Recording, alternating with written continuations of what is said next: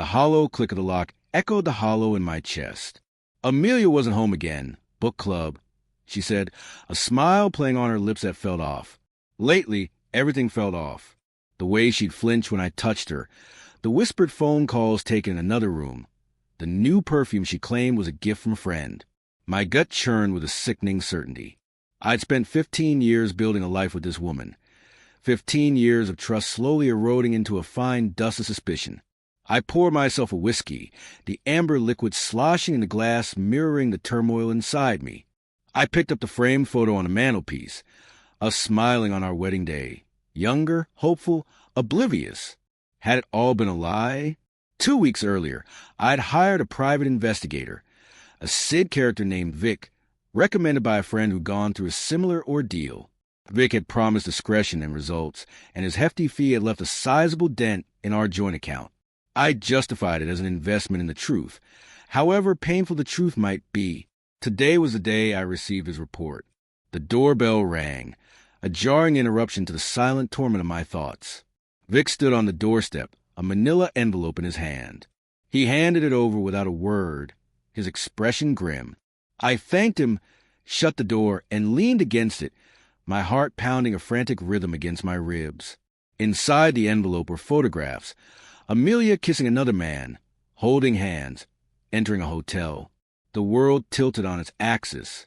The man wasn't anyone I recognized, which somehow made it worse. A faceless stranger stealing what was mine. The report detailed the clandestine meetings, their whispered phone calls, their sickeningly sweet text messages. The dates and times correlated perfectly with Amelia's book club, her late nights at work, her sudden interest in yoga classes. Rage, hot and raw, flared through me. I wanted to scream, to break something, to erase the images seared into my mind. But a cold, calculating calm settled over me. I wouldn't give her the satisfaction of seeing me break. This wasn't the end. This was the beginning. I spent the next few days in a haze of planning. I contacted a lawyer, initiated divorce proceedings, and meticulously documented every instance of Amelia's deceit. I withdrew half the money from our joint account, my half, and transferred it to a new one. I packed a bag and booked a room at a nearby hotel, leaving only a short note for Amelia. We need to talk. When she arrived home, I was waiting. She saw the bag, the note, and her face paled. "What's going on, David?" she asked, her voice trembling. I held up the envelope. Book club was interesting this week, wasn't it? The blood drained from her face. She stammered, tried to deny it, but the words caught at her throat. I laid out the photographs, the reports, the undeniable evidence of her betrayal. "Who is he?" I asked, my voice a low growl. Tears streamed down her face. "It just happened, David. It didn't mean anything." The classic line, the ultimate betrayal. "Didn't mean anything," I repeated, my voice laced with venom. "You lied to me. You betrayed me. You destroyed everything we built together." She sobbed, begging for forgiveness, promising it would never happen again. But I was done. The years of love and trust had evaporated, leaving only ashes and bitterness. The next day, armed with the information from Vic's report, I confronted the other man. He was a junior executive at a rival company, arrogant and smug. He hadn't expected me to find out, to confront him.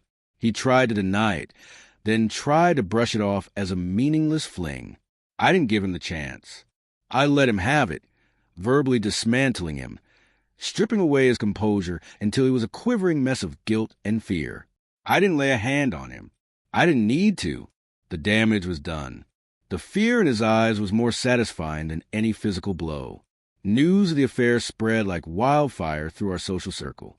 Amelia became a pariah, ostracized by the very friend she confided in, the one she'd lied to while pretending to be at book club. Her career suffered. The whispers followed her.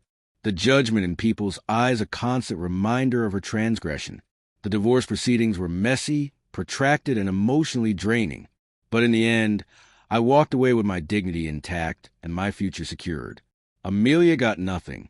She lost her husband, her home, her reputation, and eventually her lover, who quickly distanced himself once the scandal broke. The pain lingered for a long time, a dull ache in my chest, But time, as it always does, began to heal the wounds. I focused on rebuilding my life, rediscovering old passions and forging new friendships. The memory of Amelia and her betrayal still stung, but no longer held the power to destroy me. One evening, months later, I was having dinner with a friend when I saw her, Amelia, sitting alone at a table in the corner of the restaurant, looking thinner, older, haunted. Our eyes met. Hers held a mixture of shame and regret. I felt a flicker of pity, but it quickly faded. I turned away, raising my glass to my friend, a genuine smile finally gracing my lips. I had survived. I had moved on.